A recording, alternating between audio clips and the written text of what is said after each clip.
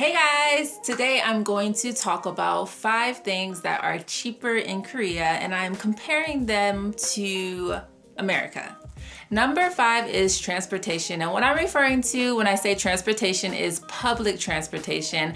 Public transportation here in Korea, from what I've heard, is a little bit cheaper than in America. I didn't take public transportation that often in America, but people have told me that South Korea's public transportation fees are a little bit cheaper than America's transportation fees. Here in Korea, to ride the bus or the subway, it is 1,200 won if you are using cash. If you have a Cash B card or a public transportation card, or if you have like a T-Money app on your phone where you can just scan your phone to get into the bus or on the subway, it will be 1,100 won. So basically about $1, a little bit less than $1. Number 4 is an awesome one. It's really awesome. Well, I think it's pretty cool, but it is alterations and dry cleaning.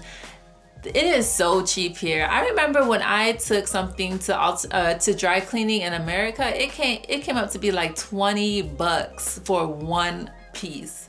I don't remember what it was. I think it was like a winter coat or something, but it was pretty ridiculous. Here in Korea, I took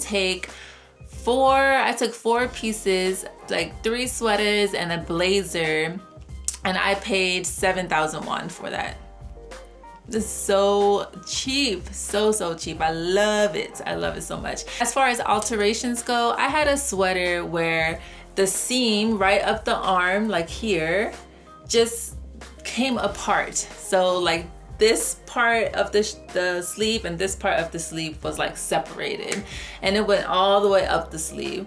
So I took that in to get fixed. My zipper was broken. I had to get a new zipper in a pair of jeans that I had, and I took another pair of jeans where I was trying to pull them up by the belt loops. Don't do that, ladies, because you know you will tear that belt loop right out of the jeans. So I was pulling up my pants through my belt loops and it tore through the jeans. I took that in to get fixed at the alteration shop. All of this cost me 4,000 won. No joke. I was like shocked when I went in there and he said 4,000 won. 4,000 won. And I kind of felt bad. I felt like I was stealing from the guy. Like, I felt so bad, but at the same time I was a little bit happy because I was worried about how much it was gonna cost me. So yeah, all of that stuff for 4,000 won. I don't even know how did they make a living out of something like so cheap like that?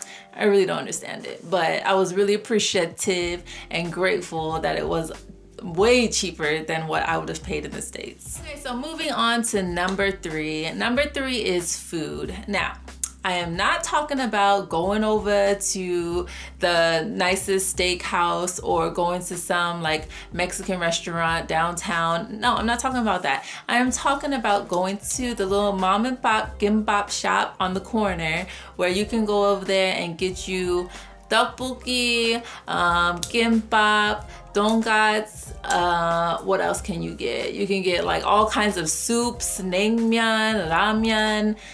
The list goes on and on and on about what you can get at those little mom and pop gimbap shops. You can get like a good, decent meal for like 6,000 won at one of those places. I would say no more than 8,000 won for a pretty good sized meal. I'm not even joking. I really like going to those gimbap shops, and I mean, it really depends on like what area you live into though. Some areas it's a little bit more pricey. Like I went to this one gimbap shop and one roll of gimbap was like 3,000 won, and I was like, no, boo-boo, you are charging way too much for this stuff. So number 2 is utilities. Utilities are so much cheaper here. I don't really know how they calculate how much you are charged for using gas and electric and water, but it is so much cheaper here. So I would say combined with gas, water, and electric, I usually pay no more than 100,000 won for all 3 of those.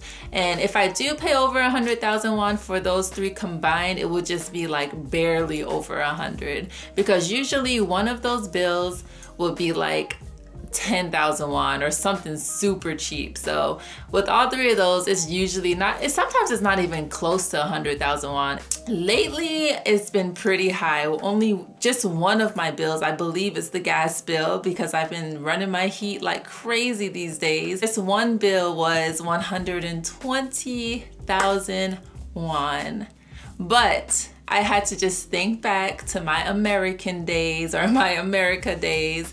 I can appreciate 120,000 won just to stay warm and comfortable in my apartment. And the last thing, number one, that is cheaper in Korea than America. Some of you may already be able to guess what it is, but it is health.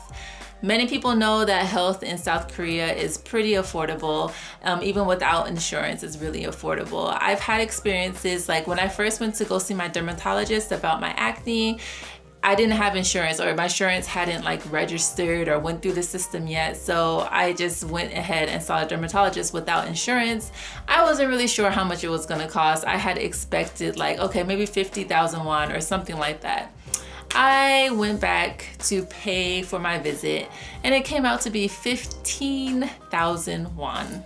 I'm not really sure how much something like that would have cost in the States, but I feel like it would have been more than 15,000 won worth. So yeah, so coming here for health reasons is super cheap. I do go to the doctors routinely just for my own medical conditions, and with the doctor's visit, as well as the blood work and the blood tests, my total comes out to 7,000 won every time. It's just 7,000 won for my blood work and my doctor's visit. So it's super cheap, very affordable, and even medication is pretty affordable too. I get like 3 months worth of my medication for like 9,000 won. So very, very affordable.